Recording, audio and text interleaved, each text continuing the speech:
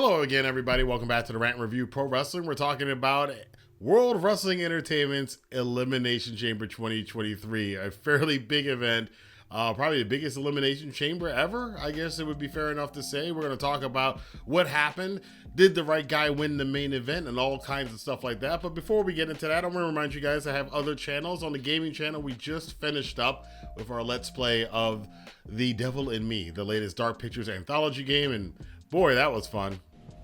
See what I mean? No ass. There is no ass right there. None. There's no ass right there. Nothing. In fact, that's less than an ass. How does she even bend that way? But you can check that out over on the gaming channel. You can check the links down below to get more information about that. But talking about Elimination Chamber 2023, overall, I thought the show was good. It was a very enjoyable show. It was one of the few times I've actually very much looked forward to a WWE show. And, WWE, I've said it since WrestleMania last year, they've been a lot better over the last 12 months. And this was a 9-month build to this main event between Sami Zayn and Roman Reigns for the WWE Undisputed Championship. But we also had an undercard to talk about. The Women's Elimination Chamber match, that was fairly good. You had some good spots in it. It was a good opener for the whole thing. It did wind up with Asuka winning, so she will go on to take on Bianca Belair for the Raw Women's Championship on WrestleMania weekend. I don't know if it's going to be on night 1 or night 2 yet, but the women's main event matches have now been set up. We also had the Men's Elimination Chamber this year because Roman has both titles and there is no secondary or alternate world championship for the men to compete for. They were competing for Austin Theory's U.S. championship in the actual Elimination Chamber match. We had Damian Priest. We had the artist formerly known as Jonah, Bronson Reed, who made a good showing, even though everybody ganged up to eliminate him. But after that, it came down to Seth Rollins and A-Town himself. But Logan Paul decides to run in, distract Seth Rollins because Seth Rollins ran his mouth about him and he wiped out Seth Rollins and allowed A-Town, Austin Theory, to retain the U.S. Championship and win the Elimination Chamber match. Of course, this is obviously setting up for Seth Rollins versus Logan Paul, or which Paul is this? Is this Logan Paul? This is Logan Paul. Logan Paul at WrestleMania coming up in about 6 weeks. We also had some other matches on the card. Brock Lesnar and Bobby Lashley in a clash of the big guys. They booked their big guy matches very well. 5 to 7 minutes. Two big dudes just spamming finishers, crashing. It's basically a monster truck thing, crashing into each other. They've been doing that well. They used to do it differently, but I don't want to see, personally, as I'm a wrestling fan myself, I don't really want to see giant dudes like this do hammer locks and arm bars and work over a body part. The only thing I want to see them working over a body part is if they're trying to destroy it with one of their crazy moves, and that's what we got in this match. So for what it was, two big, huge dudes, big monsters, Godzilla and King Kong crashing into each other. You guys should know by now. I thought it was fine. The finish was a bit different, though, because Brock, who was in the Hurt Lock, he did wind up trying to hit a low blow. He kind of missed it, but he hit the low blow on Lashley. The referee called for the disqualification, so Lashley wins the match, but then Brock completely flips out again. F5's the referee, beats up Lashley a few more times, F5's him outside the ring through the poor announce table that had a lot of action on it tonight. Then we get him taking a referee and F5ing the referee on what remained of the announce table after he F5 Bobby Lashley through the announce table. No sign of Uncle Howdy or Bray Wyatt, who did say on SmackDown that they were going to be going after the winner of this match, because it's kind of confusing because Bobby Lashley won the match, but Brock Lesnar clearly was the one standing tall at the end after beating the crap out of everybody in plain sight. So where that's going, we're probably going to have to wait to see that on the TV shows. And of course, Edge and his wife, the Glamazon, took on Rhea Ripley and Finn Balor of the Judgment Day, along with Dominique. Dominique played his part well. These guys, the Judgment Day has come along very well. That faction's been up and down, a little bit shaky over the years for a lot of people, but I think they did a good job. Rhea and Finn win this match after a lot of chicanery and a lot of shenanigans going on. But this was an enjoyable match. It wasn't the best match of the night, but it was definitely enjoyable. But the main thing everybody wants to know about is the main event. Of course, Sami Zayn Roman Reigns, WWE Universal Championship, the Bloodline storyline. We've talked about it before. Everybody's talked about it. One of the best storylines in wrestling, period, hands down, across the board, any company. One of the best storylines in the past 5 to 10 years of any company.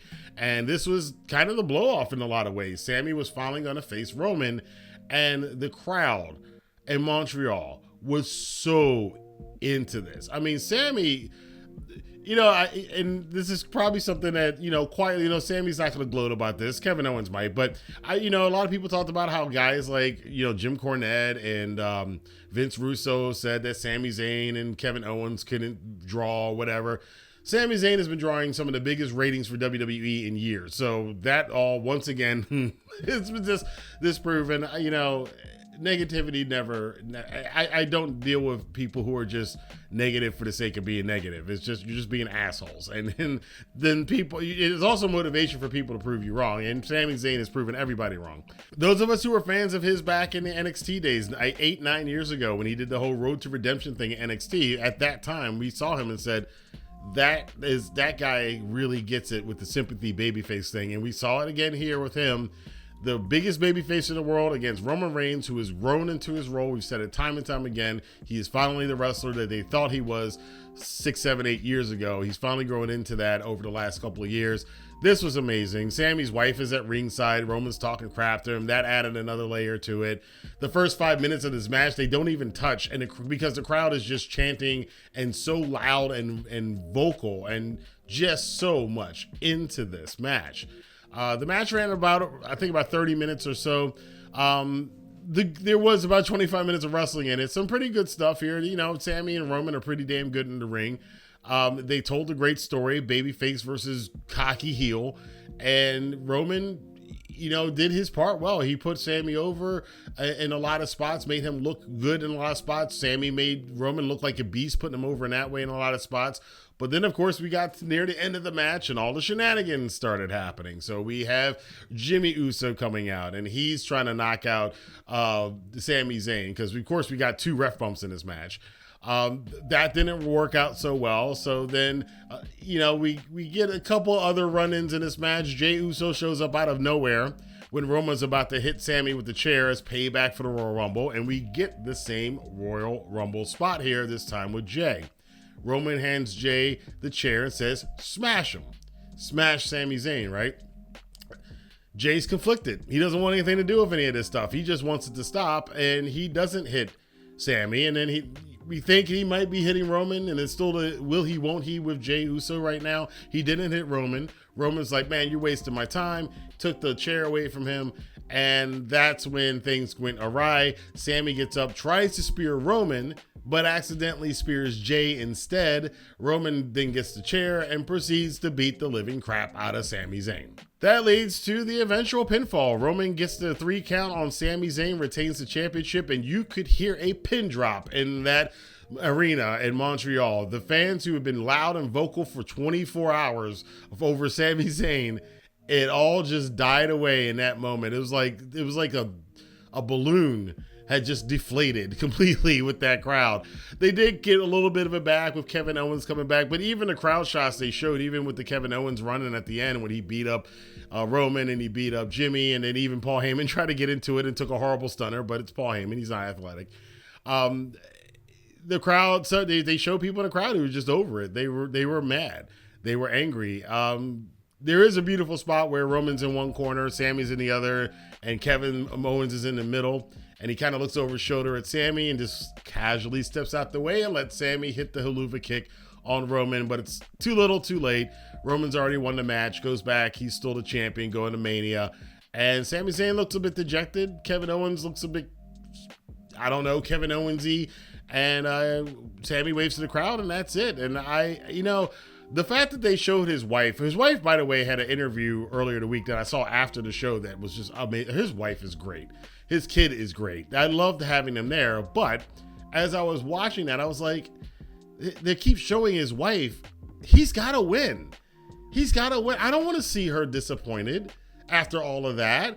I don't want to see her sad. And Roman won, and then they put the camera on her, and it damn near broke my damn heart to see that look on that woman's face. Because she is his wife seems like such a sweetheart. Just from the interview I saw, she's Sami Zayn is great.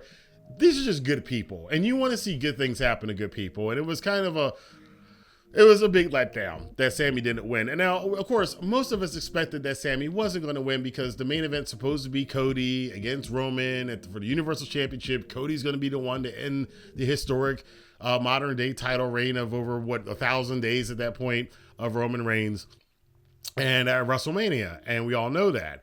But the Sami Zayn thing, it's a happy accident that it got as big as it did, and they didn't obviously expect that.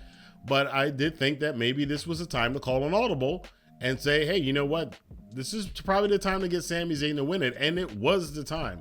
Now, after this performance and after all this stuff, of course, it seems like Kevin and Sami are going to challenge the Usos at Mania for the tag titles, or some variation of that. But there's a possibility they could do a triple threat with Cody, Roman, and Sami. I don't think people really want to see that, though. I think the moment came, they had the chance, they didn't do it. So, Sami's probably going to win the championship at some point in time in the future, but it's going to be kind of a consolation prize. Too little, too late. And, I kind of worry about that because these moments happen very rarely in wrestling. We as wrestling fans will watch for years waiting for this kind of a thing to happen, this kind of Mick Foley feel-good moment to happen. Here it was. This was Sami Zayn's time, and because of circumstances, it didn't happen. Now, I'm not going to rag on WWE too much about that because they were in a very tough creative spot. They had this great fortune of having this great rivalry and this great storyline happen, and Sami Zayn drawing and getting over, and Roman being on point, and Jay and Heyman and the stuff they did. This whole storyline came together from characters, story, in-ring, and promos all came together perfectly, and this was a blow-off moment. Again, a lot, and even Triple H said in a press conference afterwards, it felt like a WrestleMania main event. It probably should have been the WrestleMania main event, but what could they do? Some people have thought that maybe they should have taken this match should have been Sami facing Cody for the right to challenge Roman at WrestleMania, and Sami winning this and then going on and beating Roman at Mania. I would have liked to have seen that too, because again, look at the ratings, and other people have said this. I know I've seen people tweet this out. I know Meltzer said this. Sami Zayn is the one he's not the only one, but people are tuning in to see him and what happens with him and Roman. So, take that for what you will. But the big question is now what's going to happen going forward, especially with Cody Rhodes. And there is a possibility. I'm going to be watching this now and keeping my eyes on social media and keeping my eyes on how crowds react to WWE over the next couple of weeks as we got 6 weeks to Mania. Is this going to backfire on Cody? Remember, Cody just came from this problem in AEW where he was doing all of his, super babyface stuff. And after a while, the fans turned on it. And you're kind of running a risk now of the fans kind of turning on Cody because they still will probably want to see Sami win that championship. And they might turn on Cody. Invoking Dusty Rhodes might help that out. It might prevent that from happening if they can come up with some really good way for us to now really want Cody to beat Roman, because that's what has to happen. That's what Sami Zayn has, is that people really want to see him beat Roman Reigns. I don't know if obviously there's not the same amount of emotion for Cody to beat Roman Reigns. So they've got 6 weeks to make that happen. Whether or not that's going to happen, I don't know. Again, hindsight, I think... Again, while I didn't think that Sami was going to win and that the obvious main event was Cody and Roman, just from the ratings, just from the crowd response, just from the social media response, just from the fact that this has been the story of the year, which should culminate in the biggest event of the year, and as much as that crowd was over for Sami in his hometown, really close to his hometown of Montreal, I personally think again they should have called an audible, but again. Tough decisions. There was no real good answer in this because if you do that, then you kind of ruin Cody's push. And do you really want to do that? So tough spot for WWE in a creative front. But I want to know what you guys think. What would you have done in this situation? Did you enjoy this show? What do you think about the results of the match between Sami Zayn and Roman Reigns. What did you think about the Royal Rumble women, or the Elimination Chamber winners for the men and women's Elimination Chambers? And let your voice be heard in the comment box below. Until next time, I will see you guys here for more news, rumors, and commentary on the Rantin Review Pro Wrestling. Have a good day. You know, looking out into the crowd after the 3 count, just seeing their faces, I was like, oh, this is not fun. They're hurt. They were so like deflated, but not in a like, storyline sort of deflated. It's just like, oh man,